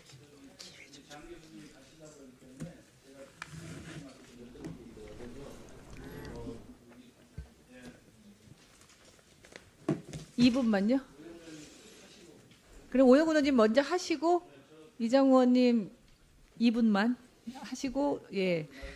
지금 네 분 증인 중에 장지영 교수님은 돌아가신다고 하시고 다른 분들은 계속 자리에 계신다고 하셨다는 것을 의원님들께 말씀드립니다. 예, 오영훈 의원님 질의해 주십시오. 네, 유행복 교수님께 질문드리겠습니다. 제가 교육부로부터 받은 자료에 따르면 대학 등의 연구 부정행위 판정 절차도입니다. 이제 접수를 받게 되면 예비 조사를 하게 되고 그리고 예비 조사에서 본조사의 필요성을 느끼게 되면 본조사를 하게 되고 그리고 이제 판정을 하게 되고 그다음 이의 신청을 하게 되면 처리하는 과정을 밟습니다. 그런데 지금 우리 후보자의 경우에는 예비 조사 단계에서 조사가 마무리돼서 판정 결과를 통보를 했습니다. 그런데 서울대학교에서는 이와 관련된 내용에 대해서 연구 부정행위 종류에서 표절의 내용을 언급하지 않고 있습니다. 그런데 지금 우리 교수님께서는 교육부 연구윤리자문위원회 위원으로 활동 중이시죠. 그런데 교육부에서는 연구윤리 확보를 위한 지침에서 표절에 관련된 내용을 밝히고 있습니다. 교수님께서 아시는 그 표절의 개념과 개념에서 봤을 때 아까 제가 말씀드린 예비조사 과정에서 판정 결과가 낮다. 이렇게 비교해서 봤을 때 표절을 볼 수 있습니까? 우선 그 문제가 제기되면 현재 시스템에서는 대학에서 조사위원을 구성해서 하게 돼 있기 때문에 대학의 판정이 최종적이라고 생각하셔도 될 것 같습니다. 그리고 표절이라는 것은 훔친다는 뜻이고 사실은 이게 남의 것을 갖다가 훔쳐 쓰는 것인데요. 후보자님의 논문은 바로 선행단락이라든가 후행단락에서 계속 그 출처를 밝히고 있기 때문에 이건 절대로 숨기는 것은 아니라고 저는 생각을 하고요. 그렇죠. 예. 다만 조금 느슨한 그 표기 정도, 부주의한 표기 정도지 숨기려는 의도는 전혀 없다는 것이 제 판단입니다. 네, 교육부의 지침에 근거해서 판단하신 내용이시죠? 그렇습니다. 네, 좋습니다. 다음은 이제 후보자께 여쭤보겠습니다. 오늘 전국 학교 비정규직 노동조합이 파업에 돌입했습니다. 이틀 동안 파업을 한다고 하고 있고요. 전국의 학교 급식에 참여하는 조리사, 영양교사 등이 참여를 하고 있습니다. 비정규직과 정규직의 차이가 상당히 높습니다. 실제로 1년차 비정규직 조리원의 경우에는 정규직 대비 70% 수준이지만 20년 차에는 49%까지 차이가 나게 됩니다. 비정규직 영양사 같은 경우에는 1년차 정규직 대비 72.3% 수준에서 20년 차에는 47.8%로 내려가게 됩니다. 그리고 인력 충원이 지금 되지 못하고 있어서 조리사 같은 경우에 산재 사고의 위험에 노출되어 있습니다. 이 비정규직의 문제 어떤 방식으로 해결해 나가시겠습니까? 비정규직 문제를 풀겠다라고 하는 게 이제 현 정부의 입장인 것 같습니다. 그래서 국정기획자문위원회에서도 그걸 검토하고 있고 또 관련되는 이제 고용노동부에서도 이제 검토하고 있고 그래서 전반적인 비정규직을 어떻게 할 것인가 그것이 방향이 네, 좋습니다. 잡히고 하면 장관이 되시면 이 문제에 대해서 구선적으로 급하게 예. 처리를 해주시기를 말씀드리고요. 다음에 지금 국립대 총장 미임 임용 사건이죠. 예. 방통대, 공주교대, 전주교대, 공주대, 전주교대. 이 문제 지금 어떻게 처리하실 생각이십니까? 일단 이것도 아까도 말씀이 있었습니다만 이제 일종의 적폐 중에 하나라고 보고 있습니다. 그래서 국립대의 경우에는 학교 대학 구성원들의 판단에 따라서 직선제를 할 건지 간선제를 할 건지 그런 방향으로 이제 그거는 이제 향후에 발생되는 대학의 경우를 말씀하시는 거고요. 지금 현재 예를 들어서 방통대의 경우에 예. 임용 제청을 이제 교육부 장관이 되시면 하시면 되지 않습니까? 그렇게 예. 되면 문제가 되는 해결이 되는 거죠. 근데 지금 이제 재판에 회부되어 있는 상황이기 때문에 그 문제를 검토하고 판단을 해야 될 일이라고 봅니다. 지금 제가 알기로는 법원에서 이와 관련해서 소송을 진행하고 있지 않은 것으로 알고 있습니다. 그래서 만약에 교육부 장관이 되시면 임용제청을 절차를 추진하게 되면 문제가 해결될 것으로 보이고요. 다음 한 가지만 더 말씀드리겠습니다. 국정역사교과서 반대 서명 참여 교사를 징계하려는 교육부 지침을 이행하지 않은 것에 대해서 교육부가 교육감들을 직무유기로 고발한 사건이 진행 중에 있습니다. 알고 계시죠? 예. 어떻게 해결해 나가시겠습니까? 그 문제 원인 자체가 해소되었습니다. 그러나 이제 그 동안의 법령에 따라서 이제 진행된 조치이기 때문에 그것을 원인이 해소된 상황에서 어떻게 하는 게 가장 합리적일까 하는 판단을 하겠습니다. 예, 수고하셨습니다.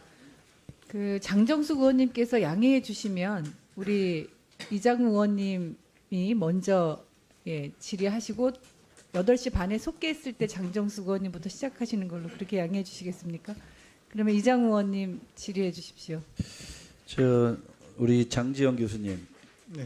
우선 후보자의 논문, 석사학위 논문은 제보가 돼서 조사하시겠다고 하니까 그 결과를 지켜보고요. 우리 교수님 지금 우리 대학교에 몇 년 근무하셨습니까 지금 교수? 대략 한 25년 정도 됩니다. 논문 대략 학술지까지 게재한 거 한 몇 편 정도 쓰셨습니까? 이게 지금 제가 그 자연계 이공계이기 때문에 공대 교수입니다. 그러니까 그 논문 편수가 뭐 중요한지 모르겠습니다만은 지금 비교하시기에 한 140, 50편 될 것 같습니다. 그렇죠.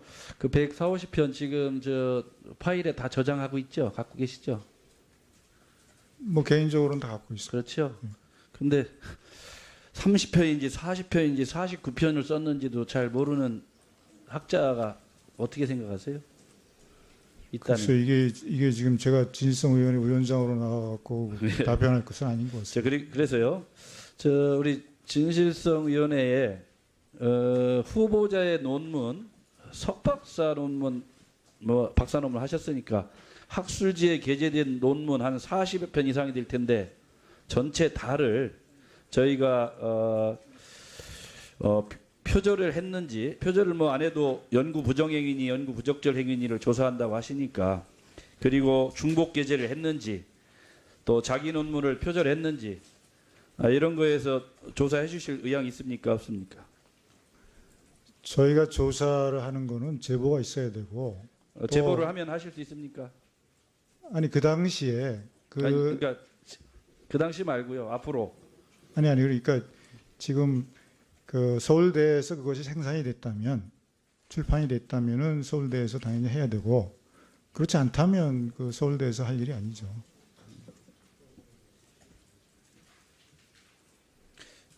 저 우리 김상곤 후보자, 예. 저 지금 본인이 쓰신 정확한 논문 편수를 정확히 모르죠?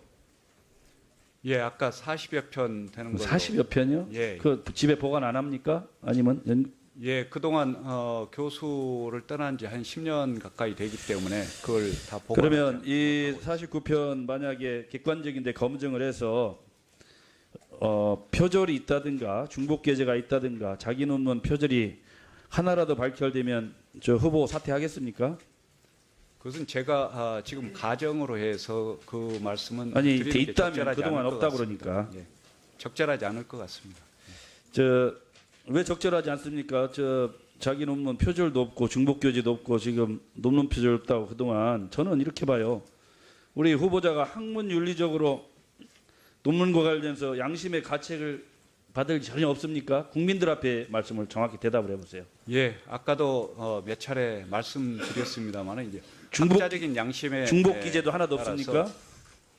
중복 게재는 부당한 중복 게재는 없습니다. 저는 참으로 오늘 후보자가 청문회 임하는 자세가 동문서답 아니면 굉장히 뻔뻔하다고 생각이 들었습니다. 제가 한 교수님 저 트윗에 올린 글 좀 하나 읽어드리겠습니다. 학문하는 사람은 논문 작성법부터 배운다. 남의 글을 옮기면서 정해진 인용 표시를 하지 않는 것은 뻔뻔한 도덕이 아니라면 논문 쓸 자격이 없는 사람이다. 그때는 연구 윤리가 없었다고 묻자. 논문 작성법도 없었더냐? 인용 표기법도 없었더냐? 표절의 정의는 간단합니다. 다른 사람이 글을 인용해 인용 표기를 하지 않음으로써 자기가 직접 쓴 것 같은 외형을 취하는 게 표절입니다. 인용 방법을 몰랐다면 학위를 받을 자격이 없는 것이고 고의로 그랬다면 대놓고 도덕질한 것입니다. 왕상한 서강대 법학전문대학 교수께서 트윗에 올린 글입니다. 우리 이 후보자에게 정확히 맞는 말입니다. 저는 그래서 이 후보자가 이 학자적 양심을 저는 포기했다고 보고요. 전형적인 교육계의 적폐라고 봅니다.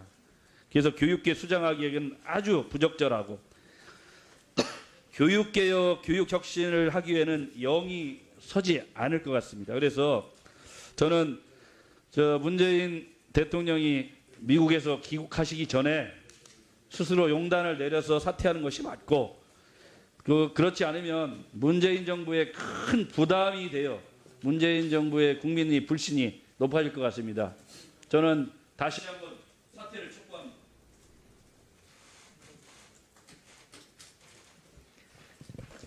예, 그러면 이것으로 잠시 정회를 했다가 8시 반에 속개하도록 하겠습니다. 정회를 선포합니다.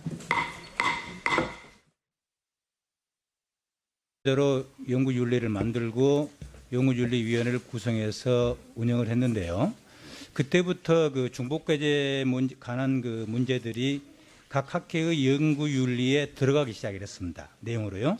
그리고 2008년에 발표된 서울대학교 연구윤리 지침에도 그 내용은 들어가 있습니다. 근데 왜 그랬는가 하면 그 대학 교수들이 발표한 논문은 그 유통 구조가 굉장히 폐쇄적입니다. 그래서 요거를 이제 교수들은 상당히 그 문제로 삼고 있는데요. 학술지의 논문을 실으면 이게 많은 사람들한테 그것이 소개되거나 읽혀질 기회가 없다. 이제 이런 생각을 한 거지요. 그리고 더구나 이제 학위 논문 같은 경우에는 본인이 그것을 학회에서 발표한다든가 하는 기회를 갖지 않으면 알릴 기회가 없습니다. 근데 저희들은 보다 더 공평한 경쟁을 할 수 있는 학문 시장을 만들기 위해서 이 그 박사학위를 받고 이런 분들은 저희들이 지금도 가장 정체 있는 부분들을 한번 발표해봐라 해가지고 제가 소속되어 있는 학회 같은 경우는 매년 봄에 신진 박사들을 모신 학회를 합니다. 근데 2007년 이전에는 무슨 일이 있었냐면 이게 심지어는 이제 그러면 너가 쓴 논문 중에서 가장 그 세상에 내놓을 만한 것들을 하나 해서 한번 학술지에 발표를 해봐라. 이런 현상이 있었고 그런 일들이 굉장히 많았었는데 예. 교수님 제가 그때는 시간이 제한돼 있기 때문에요. 시간이 지금 거의 다 그러면 가고 있어서 그때는 중복계절을 생각을 안 하고 중복계절을 생각을 안 하고 그런 일들이 많이 벌어졌죠. 그래서 이제 정종섭 의원님 같은 경우는 2009년에 많이 중복돼서 발표할수록 좋다는 그 글을 발표하셨는데요. 저희들이 이제 대학 교수 채용을 할 때 이렇게 논문이 들어오면 그 사람의 박사 논문과 박사를 딴 이후에 학술지에 발표된 논문들을 비교를 해가지고 제목이 비슷하나 이런 대조를 했습니다. 그래서 제목이 같거나 내용이 같으면 이것들은 빼고 그러고서 나머지만을 연구업적으로 산정을 했지 이게 부도덕하다든가 문제가 있다든가 하는 게 그 이전에는 사실 그런 인식이 없었습니다. 예. 길게 답변을 해주셔서 제가 질의 시간이 그 후보자께 앞서 제가 안보관 관련해서 본질의에 질의를 못했기 때문에 후보자께 질의를 드리겠습니다. 여러 우려 중에 하나가 이제 이념 편향적인 거 아니냐, 안보관에 문제가 있는 게 아니냐 이런 우려들을 제기를 해주셨는데 후보자께서는 자본주의 시장경제 체제를 부정하십니까? 그렇지 않습니다. 예. 우리 헌법에 명시돼 있는 그리고 헌법 정신이나 각 헌법 조문을 준수하실 거죠? 예, 당연히 그렇습니다. 네. 예.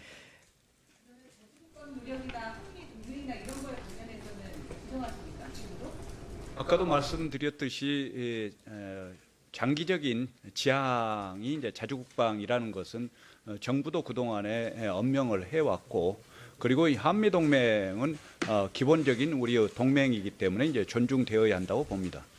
이것은 교육의 정치적 중립성을 지키실 겁니까? 예, 교육감 할 때 여러분들도 이제 다 보셨겠습니다만 이제 저로서는 정치적인 중립성, 교육의 자주성, 전문성을 지키고자 최선을 다했습니다. 유은 의원님 지켜보시는 국민들께서 판단해 주실 것이라고 믿습니다. 이따가 뭐 추가 질의 또 몇 차례 더 드릴 테니까 이따가 충분히 하시기 바랍니다. 자, 다음에는 서울대 장지영 교수님을 그 증인 신청하신 송기석 간사님 증인 신문 겸 보충 질의해 주시기 바랍니다. 장 교수님 오늘 출석해 주셔서 감사합니다. 우리 교육부총리 후보자 김상곤 후보자의 그 박사학위 논문 사회적 기업의 자주관리적 노사관계 모형에 관한 연구 서울대 진실성위원회에서 예비조사할 때 그때 참여하셨습니까? 예비조사는 제가 그 전문가가 아니기 때문에 조직인 틀 속에서 그 표절 여부에 대한 검증을 하고 그 결과를 발표를 합니다. 그리고 그렇게 발표된 결과는 사회적인 논란이 대상이 되는 것이 아니라 학술 영역 속에서 일종의 하나의 그 지급윤리와 비슷한 학술 윤리의 측면에서 판단되고 평가되는 것입니다. 그런데 이번 그 검증센터 같은 경우에는 그것을 그러니까 학술의 영역에 머물러 있어야 되는 그런 부분을 사회적인 어떤 그 정치적인 이슈화하고 그걸 바탕으로 해서 정쟁의 도구로 삼는 것이 참 아쉬운 점입니다. 예, 그런 점에서 오늘 이제 증인으로 신청이 됐지만 뭐 출석하지 않았던 김병준 전 부총리가 불출석 사유서를 제출하면서 냈던 그 얘기가 저는 좀 인상이 깊습니다. 이렇게 얘기를 합니다. 표절 문제가 좀 더 무겁고 신중하게 다뤄졌으면 합니다. 너무 쉽게 의혹이 제기되고 너무 쉽게 정치적 공방이 이루어집니다. 이래서는 안 됩니다. 창작을 하는 분들과 학자에게는 거의 죽음과 같은 일입니다. 그만큼 신중하게 전문적 판단을 바탕으로 다루어져야 합니다. 자, 이런 측면에서 지금 연구 이름도 참 어려워요. 진실성 검증센터 의 그 분석과 서울대 위원회의 분석이 있습니다. 자, 그러면 이 서로 상반되는 분석 결과를 우리가 놓고서 그럼 어떤 결과를 우리가 신뢰해야 될 것인가? 당연히 서울대 결과를 신뢰해야 되죠. 물론 서울대에서 학위를 줬기 때문에 자기 식구 뭐 감싸기를 하는 거다 이렇게 얘기하지만 그거는 우리나라 최고의 대학인 서울대학교를 저는 폄하하는 거라 생각하고 있습니다. 혹시 서울대의 그 진실성위원회의 그 판단 결과 알고 계십니까? 네. 예, 그 내용에 대해서 어떻게 생각하십니까? 사실 조금 전에 의원님께서도 말씀하셨습니다만은 제가 정말 그 학자로서 좀 뭐 자괴감에 빠져 있는 부분이기도 한데요. 그러니까 한 개인이 지적한 그것도 아무런 공신력이 없는 그 자의적인 기준에 의해서 지적한 그런 부분에 대해서는 수없이 많은 신뢰를 보내면서 적어도 우리나라의 어떤 학술 제도의 가장 정점에 있는 서울대학교 연구진실성위원회의 판정 결과에 대해서는 너무나 쉽게 부정하는 오늘의 이 회의의 모습을 보면서 과연 우리의 학술 제도라는 게 무슨 의미가 있는가? 이 학자로서 왜 존재하고 있어야 되는가 하는 그런 회의감을 느낄 정도였습니다.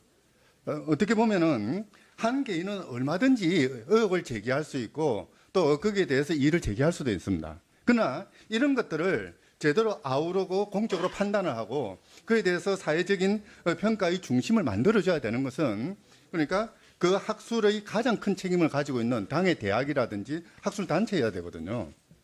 바로 그래서 그 서울대학교 연구진실성위원회가 나름의 절차를 통해서 아주 그 심사숙고를 통해서 결정을 내렸다고 한다면은 적어도 건전한 사회라고 한다면은 그 연구진실성위원회의 판정에 대해서 1차적인 신뢰를 보내고 그 판정에 그것을 부정해야 될 결정적인 증거가 나오지 않는 한 그 판정에 따라야 되는 것이 이게 민주사회의 기본적인 모습이라고 생각합니다. 예, 서울대 연구진실성위원회의 판단을 존중한다는 말씀이고 저도 그거에 동의합니다. 그렇기 때문에 김상곤 후보자의 논문에 대해서는 서울대의 결과를 존중하는 방향으로 정리가 시작합니다. 자, 다음에는 유행복 한양대 교수님을 증인 신청하신 유은혜 의원님 질문 드렸어요. 유은혜 의원님 증언신문 등 포함해서 보충 질의해 주시기 바랍니다. 드렸어요. 질문 드렸어요. 너무 막 거기 몰두하셔가지고 지금 깜막한 모양인데 질문을 분명히 드렸습니다. 이건 유은혜 의원님. 예, 오랜 시간 기다려주시고 이렇게 증인으로 출석해 주셔서 고맙습니다. 연구 진실성 검증센터 7년 6월 29일 한양대학교 유행복.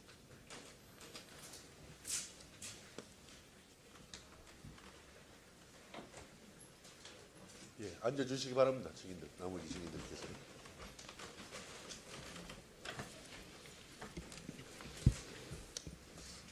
오래 기다리셨고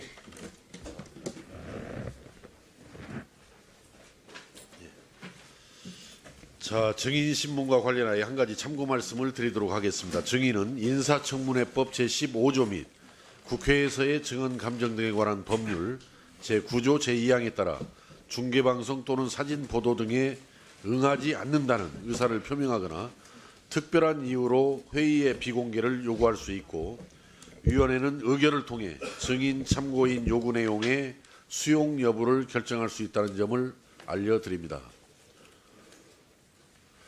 뭐 특별하게 중계방송이나 사진 보도에 뭐 응하지 않겠다라는 혹시 의사를 가지고 계시면 지금 말씀해 주시기 바랍니다. 그럼 위원회에서 논의해서 결정토록 그렇게 하겠습니다. 뭐 그러지 않고 특별한 의견이 없으시면은 그냥 통상적인 회의로 뭐 TV나 사진 촬영 보도를 갖는 것으로 동의하신 것으로 그렇게 간주하겠습니다. 그러면은 지금 현재 증인신문과 보충질의를 함께 묶어서 진행하도록 하겠습니다만은 이제 이것은 여야 사당 간사님들 간의 협의회에서 결정된 것인데 문제는 지금 우리가 보충질의를 한 5분씩 진행을 해도 거의 2시간 한 30분 정도가 소요되는 과정인데 아마 네 분 증인들께서는 지금 오셔가지고도 상당히 제가 짐작컨대 확인은 안 했습니다만은 오랫동안 기다리셨고 또 앞으로 2시간 30분 보충 질의가 끝날 때까지 이 자리에 계시다 보면은 이게 너무 무리한 아마 부담을 드리게 되는 것 같아서 또 문제는 지금 우리들 또 1시간 정도 진행한 다음에는 또 저녁 회의를 위해서 아마 저녁 식사도 하고 좀 정회를 좀 해야 되는 상황인 것 같습니다. 그래서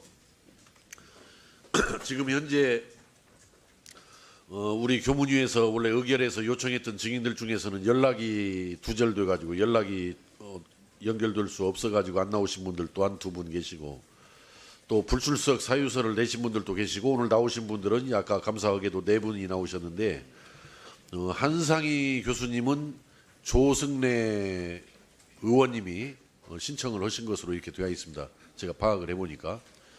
그 다음에 유행보 교수님은 유은혜 의원님께서 간사님께서 신청하신 것으로 이렇게 파악이 되어 있고 또 장지영 서울대 교수님은 송기석 국민의당 간사께서 신청하신 걸로 되어 있고 한택수 한국사회문제연구원 원장님은 바른정당의 김세연 간사님께서 신청하신 것으로 이렇게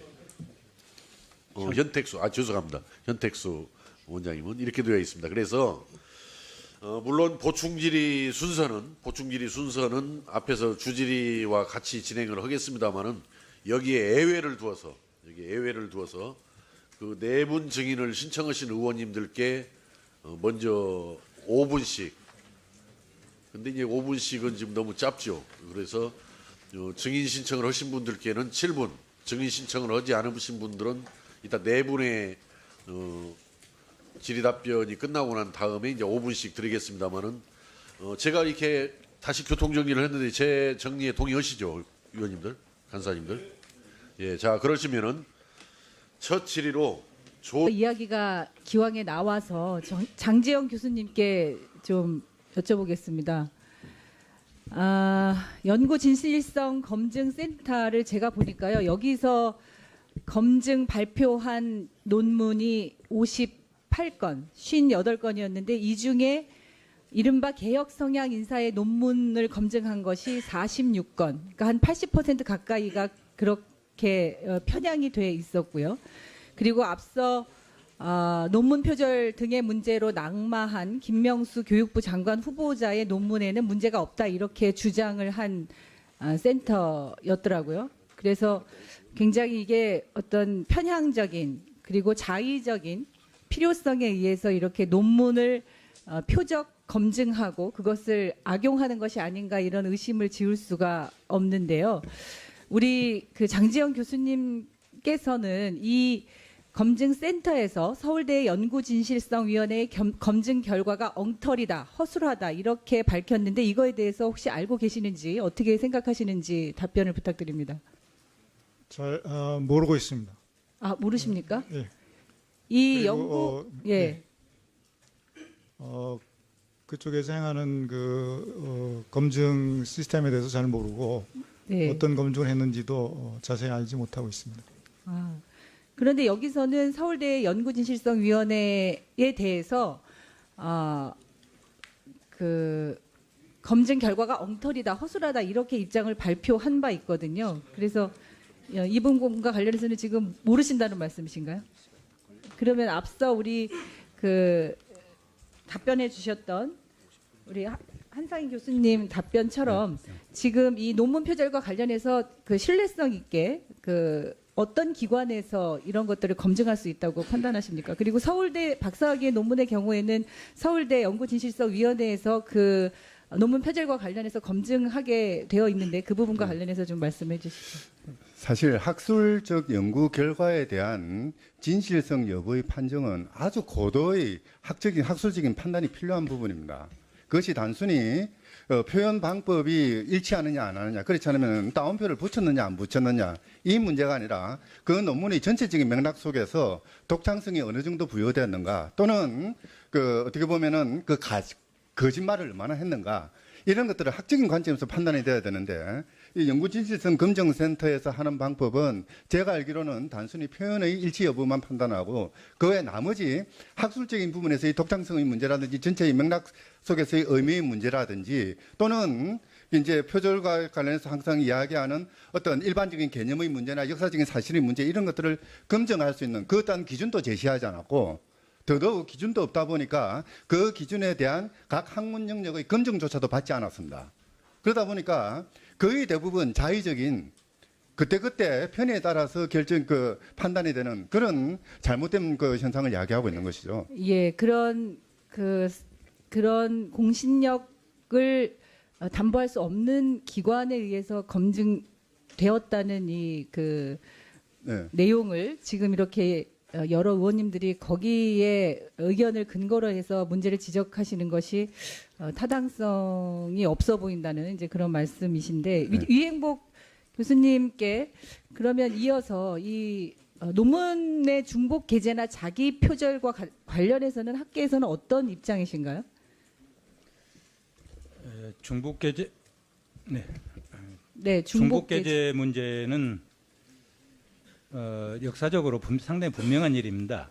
2007년에 연구윤리 지침이 만들어지고 그래서 이제 그때부터 각 학회에서 나름 조승래 위원님 질문을 드리겠습니다. 어떤 증인신문 포함해서 보충 질의해 주시기 바랍니다. 예, 대전 유성갑 출신 조승래입니다. 앞서도 얘기가 있었지만 그 김상곤 후보자에 대한 후보자의 논문에 대한 그 표절 시비가 불거지게 된 것은 2009년도 교육감 보궐선거에 출마했을 때나 그리고 그 이듬해 2010년 교육감 재선에 도전했을 때 불거졌던 것이 아닙니다. 2010년도는 그 상대 후보자에 대한 표절 시비가 정말 엄청나게 그 논란이 있었음에도 불구하고 그 김상곤 당시 그 교육감에게는 그런 의혹조차도 제기된 바가 없었습니다. 근데 이게 그 의혹이 제기된 것은 2014년 경기도지사 선거에 후보의 뜻을 두고 이제 경선에 참여하는 과정에서 제기가 됐고 이 문제 제기는 미디어워치라는 곳에서 진실성 연구센터인가요? 예, 진실성 센터, 연구 진실성 검증센터라는 기관에서 2014년도에 표절이다 이렇게 얘기하면서 이제 불거진 것이고요. 그때 나왔던 그 주장과 논리, 그 다음에 객관적인 수치들, 그쪽이 주장하는 수치들, 이 지금까지 돌아다니는 겁니다. 뭐 80군데가 어떻다, 뭐가 어떻다 하는 내용들이 다 그때 만들어진 내용들이 돌아다니고 있는 것으로 저는 보고 있습니다. 그래서 그 한상희 증인께 여쭙겠습니다. 혹시 그 제가 좀 전에 말씀드린 그 미디어워치 연구 진실성 검증센터라는 곳이 이 연구 논문에 대한 검증 기관으로서 그 신뢰성과 공신력을 갖고 있는 기관인지 혹시 잘 알고 계신지 여기에 대해서 좀 말씀해 주시겠습니까? 네, 사실 오늘 청문회를 지켜보면서 저는 그 부분에 대해서 학술 연구에 몸담고 있는 사람으로서 상당한 유감을 지금 느끼고 있는데요. 사실 지금 이야기되고 있는 연구진실성 검증센터는 어느 학술 단체로부터도 그 검증의 방법론이라든지 또는 검증의 절차라든지 또는 검증 과정에 있어서의 어떤 학술적인 진정성의 그 확보 이런 부분에 대해서 판단받은 바도 없고 신뢰를 얻고 있는 바도 없습니다. 단순히 사적인 개인의 어떠한 그 조직에 불과한 것이고 또 경우에 따라서는 그 개인의 어떤 개인적인 정치적인 이해관계나 입장에 따라서 그 자의적으로 그 연구 대상을 선정하고 그에 따라서 판정을 해서 공표를 하는 뭐 그런 기관이 되다 보니까 과연 한 개인의 자의적인 선택에 불과한 그리고 자의적인 그 검증 방법과 그 누구도 신뢰할 수 없는 그런 절차에 의해서 만들어지는 그런 검증의 결과에 대해서 이 그 대한민국의 헌법기관인 국회에서 그토록 많은 신뢰를 부여할 필요가 있을 것인지 그렇죠. 오늘도 뭐 그 학위 논문에 몇 군데라는 통계까지 나오면서 그 의혹을 제기하고 있습니다만은 과연 그것이 그 어떤 학술 단체로부터 또는 그 어떤 학자로부터 검증받은 결과인지 의심스럽다 하지 않을 수가 없습니다. 예, 그 연구 진실성 검증센터라는 곳은 그 논문에 대해서 그 표절 여부에 대해서 논문의 그 적절성에 대해서 판단할 만한 공신력이나 신뢰를 갖고 있지 못한 기관이다라는 말씀이고, 네. 자 그렇다면 우리가 보통 이 논문이 제대로 쓰여진 논문인지에 대해서 질적인 평가를 할 수 있는 그 객관적인 기관이 있습니까? 사실 그 표절에 관해서 세계적으로 많은 논의들을 하고 있는데요. 거의 대부분의 표절에 관한 판정의 절차들은 그러니까 당의 대학이라든지 또는 학술 단체라든지 적어도 학술의 영역에 몸담고 있는 사람들이 학술에 관한 사회적인 신뢰를 얻는 제도